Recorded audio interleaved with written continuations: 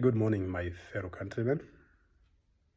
There are a number of issues that we need to address as Kenyans, as East Africans or Africans. And one of them is African Union joining the G20 to be G21.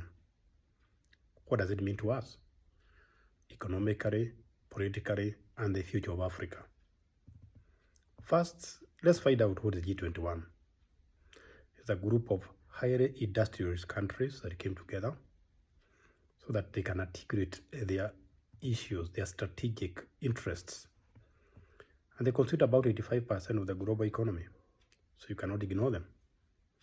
So by joining the G20 or G20 to make G21, African Union has joined a very big chunk of the world's economy.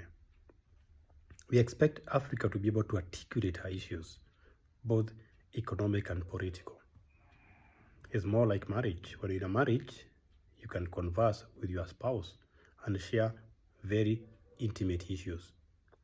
So by Africa joining G21, we believe that our political, our economic, and our aspirations can be articulated better.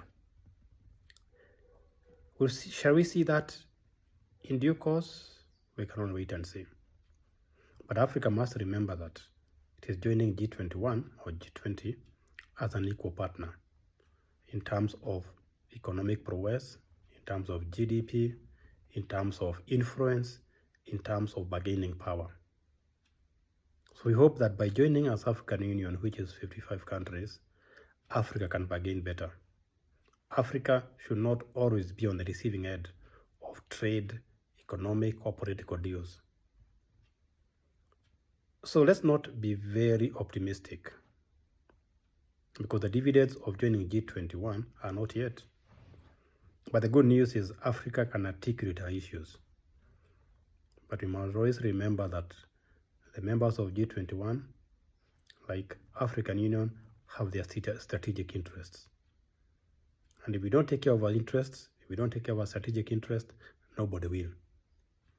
So while we welcome Africa to G21, we must be cognizant of the unintended consequences. And that's where African leadership comes. That is where Africa articulation of our strategic interest comes. So as we wait for the next few years after joining G21, we must be alert. We must never get tired of safeguarding our interests. All the best as Africa Union joins G21.